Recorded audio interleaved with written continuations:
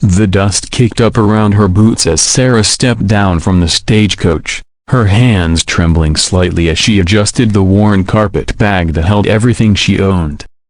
Millfield wasn't much to look at, a handful of weathered buildings scattered along a dirt road, with the saloon and general store serving as the town's beating heart. She'd answered an advertisement in the Denver paper, seeking a school teacher for the frontier town, but now that she was here, doubt crept in like a cold wind. She'd been running from her past for 3 years now, ever since Thomas had left her with nothing but a broken heart and a reputation that followed her like a shadow. The whispers in Charleston had grown too loud to ignore, and she'd fled west with the hope that distance might wash away the stain of her mistakes.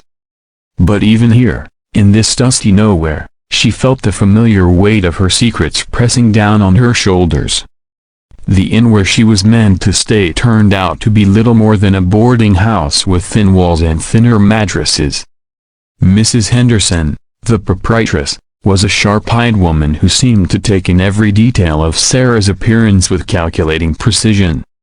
As Sarah signed the register, she caught the woman studying the absence of a wedding ring on her finger. "You are awfully young to be traveling alone," Mrs. Henderson observed, her voice carrying the particular tone reserved for women of questionable virtue. Sarah straightened her spine. "I'm here to teach the children. I have my credentials." "I'm sure you do, dear. But you know how people talk in a small town." The first week passed in a blur of settling into the tiny schoolhouse and meeting the handful of students who would be in her charge. The children were eager and bright, hungry for knowledge in a way that reminded Sarah why she'd chosen teaching in the first place. But she could feel the weight of adult scrutiny everywhere she went. At the general store, conversations would die when she entered. At church on Sunday, she felt the burn of curious stares against her back. It was at the church social on her second Saturday in town that she first met Jake Morrison. He stood apart from the other men, leaning against the wall with his hat pulled low over his eyes, watching the dancing couples with the quiet intensity of someone who saw everything but participated in little. Sarah had noticed him immediately, and not just because of his rugged good looks, but because of the way he carried himself, with a confidence that seemed unshakable. When the dancing began, Sarah found herself standing alone by the refreshment table, too new to have been asked and too proud to show how much it stung. The other unmarried women in town had partners, but they also had histories here, families who vouched for them. Sarah had only her credentials and a growing certainty that even those might not be enough. "You look like you could use some air," a voice said beside her, and she turned to find Jake Morrison holding 2 cups of punch. "Thank you," she said, accepting the cup gratefully. "It is rather warm in here." They walked outside together, finding a quiet spot on the church steps where the music drifted out through the open windows but the crowd's chatter faded to a murmur. Jake didn't seem inclined to fill the silence with empty conversation, and Sarah found his quiet presence surprisingly comforting. "You're the new teacher," he said eventually, and it wasn't really a question. "I am. Sarah Mitchell."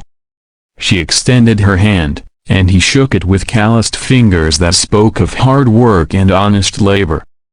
"Jake Morrison. I run cattle about 10 miles out of town." They talked about small things of the weather, the town, the challenges of teaching children who had to help with harvest before they could worry about arithmetic. Jake listened more than he spoke, but when he did offer something, it was thoughtful and genuine. Sarah found herself relaxing for the first time since she'd arrived in Millfield. As the evening wore on, other couples began drifting outside to take advantage of the cooler air and perhaps steal a private moment. Sarah noticed how some of the women looked at her with Jake, their expressions ranging from curious to disapproving. Mrs. Carlyle, the banker's wife and unofficial social arbiter of Millfield, made a particular point of walking past them with her nose in the air. I should probably get back to the boarding house, Sarah said, suddenly feeling the weight of those stairs. Early morning tomorrow. Jake nodded and stood when she did. I'll walk you back. The boarding house was only a few blocks away, but Jake took his time, matching his longer stride to hers. At the front steps, he touched the brim of his hat. Would you like to take a ride tomorrow afternoon? After church services? I could show you some of the country around here. Sarah hesitated. She'd been in Millfield less than 2 weeks, and already she could feel the town's judgment settling around her like a net. Spending time alone with Jake Morrison, handsome and unmarried as he was, would only add fuel to whatever fires were already beginning to smolder. But something in his steady gaze made her decision for her. I'd like that very much. The next afternoon, Jake arrived at the boarding house with a gentle mare saddled and ready. Sarah had chosen her most practical dress, but she still felt the eyes of the townspeople on them as they rode out toward the hills that surrounded Millfield. Once they were away from town, though, the tension in her shoulders began to ease. Jake showed her the creek that ran through his property, clear and cold even in the autumn heat. They dismounted and sat on the bank, watching the water flow over smooth stones while the horses grazed nearby. It was peaceful in a way Sarah hadn't experienced in years, and she found herself talking more freely than she had with anyone in recent memory. It's beautiful out here, she said, watching a hawk circle high overhead. So different from where I grew up. Where was that? Jake asked, and Sarah felt the familiar clutch of anxiety in her chest. Back east. South Carolina. She kept her answer vague, hoping he wouldn't press for details. But Jake seemed to understand that some subjects were better left unexplored, at least for now. Instead, he told her about his ranch, about the cattle he was trying to build his herd with, about his plans to expand if the next few seasons went well. His voice carried a quiet passion when he spoke about the land, and Sarah found herself envying his certainty, his sense of belonging somewhere. They began spending time together regularly after Thada rides in the countryside, quiet conversations after church, stolen moments between her teaching duties and his ranch work. Sarah knew people were talking. She could see it in the way conversations stopped when she walked into the general store, in the pointed comments Mrs. Henderson made about certain kinds of women who threw themselves at decent men. The breaking point came 6 weeks after her arrival in Millfield. Sarah was leaving the schoolhouse late one afternoon when she found Mrs. Carlyle waiting for her, flanked by 2 other prominent women from the church. Miss Mitchell, Mrs. Carlyle began, her voice dripping with false sweetness, we need to have a word with you about your conduct. Sarah's heart sank, but she kept her expression neutral. Of course.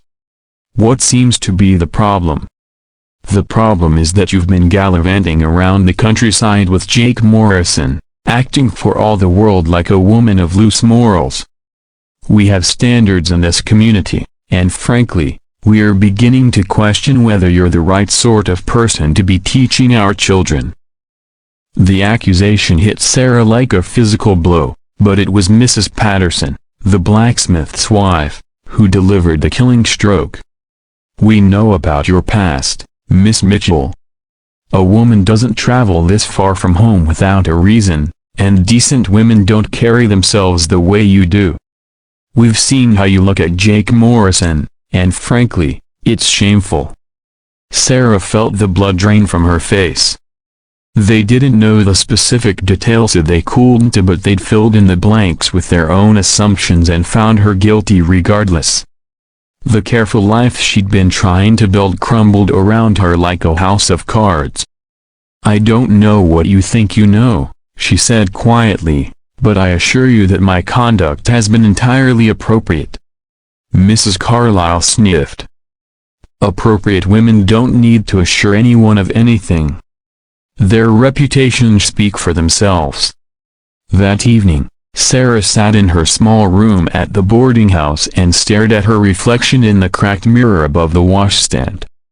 She looked tired, defeated in a way that went deeper than physical exhaustion. Tomorrow, she knew, there would be a meeting of the school board. By the end of the week, she'd probably be looking for another stagecoach to carry her somewhere else, somewhere she could start over again.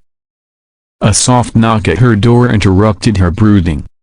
Mrs. Henderson stood in the hallway, her expression softer than usual. "There's a gentleman here to see you, dear." I told him it wasn't proper, this time of evening, but he was quite insistent. Sarah's heart leaped, then sank just as quickly. If Jake was here, at this hour, it would only make things worse. But she couldn't send him away without hearing what he had to say. She found him waiting in the boarding house's small parlor, hat in his hands, his expression grave. Mrs. Henderson retreated, but Sarah knew she'd be listening from the kitchen.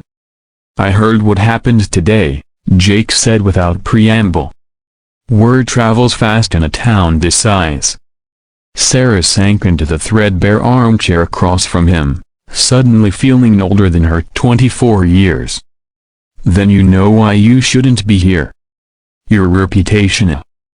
"My reputation can take care of itself," Jake interrupted. "I'm more concerned about yours." Sarah laughed bitterly. "My reputation? Jake, they've already made up their minds about what kind of woman I am. Nothing I say or do is going to change that." Jake leaned forward, his eyes intense. "Then tell me. What kind of woman are you?" The question caught Sarah off guard. She'd been running from the answer for so long that she'd almost forgotten there might be more than one version of the truth. "I'm not," she began, then stopped. The words she'd been about to say felt like betrayal, not just of herself but of Jake's faith in her. But the alternative, via telling him the truth, seemed impossibly frightening. "I'm not a virgin," she said finally, the words coming out in a rush. "I was engaged back in Charleston. Tomasa, he was a banker's son, from a good family. We were intimate, and then he decided he wanted to marry someone else instead. Someone whose father could offer him a better business arrangement. The scandal followed me everywhere. That's why I came west. That's why I'm here." She couldn't meet Jake's eyes as she spoke, couldn't bear to see the disappointment or disgust she was certain would be there. The silence stretched between them like a chasm, and Sarah felt herself falling into it. When Jake finally spoke, his voice was quiet but steady. "Look at me, Sarah." Reluctantly, she raised her eyes to his. What she saw there wasn't judgment or disappointment. It was something warmer, something that made her chest tight with emotions she'd thought herself too damaged to feel. Jake rose from his chair and came to kneel beside hers, taking her hands in his calloused ones. "Sarah Mitchell," he said, his voice rough with sincerity, "I never asked you to be." The words hit her like absolution, washing away years of shame and self-recrimination in a single moment. Jake's hands were warm around hers, steady and sure, and for the first time since Thomas had walked away, Sarah felt like she might be worthy of being loved. "What I'm asking," Jake continued, "is if you'll marry me. Not because of what people are saying, not because of what happened before, but because I love who you are. All of who you are." Sarah stared at him, hardly daring to believe what she was hearing. "Jake, you barely know me. And if we marry now, people will think what they want to think regardless. But I know enough to know that you're kind to children who don't have much, that you read to Mrs. Garrett when her eyes got too weak to see the words herself, that you saved your own supper to feed that stray dog that's been hanging around the schoolhouse. I know that you're brave enough to start over in a place where you don't know anybody, and strong enough to stand up to a room full of judgmental women who should know better." He squeezed her hands gently. "The rest we'll figure out together." Sarah felt tears spilling down her cheeks, but for the first time in years, they were tears of hope rather than despair. "Are you sure? Really sure? Because once people know about my pasta, then they'll know that you're human. Just like the rest of us." Jake's thumb brushed away her tears. "The only question that matters is what you want, Sarah. Do you want to keep running, or do you want to stay and build something real?" Sarah looked into his eyes and saw her future theory, not perfect, not free from challenges or judgment, but honest and full of possibility. She thought of the children in her classroom, of the life she'd begun to imagine in this dusty frontier town, of the man who knelt before her offering not just his name but his unwavering faith in her worth. "I want to stay," she whispered. "I want to stay and build something real with you." Jake's smile was like sunrise after a long, dark night. He stood and pulled her up into his arms, holding her close while the autumn wind rattled the windows and Mrs. Henderson pretended not to weep in the kitchen. Later, Sarah would remember this as the moment her real life began, and not the life she lost or the life she'd been running toward, but the life she chose to claim for herself, standing in a boarding house parlor with a cowboy's strong arms around her and the promise of tomorrow spreading out before them like an endless sky. The wedding took place 3 weeks later, small and simple, with more genuine joy than Sarah had ever imagined possible. And when Mrs. Carlyle made a point of remarking loudly about hasty weddings and their usual implications, Jake Morrison took his wife's hand, looked the woman straight in the eye, and said with perfect calm, "Mrs. Carlyle, I married Sarah because I love her. Everything else is between us and God."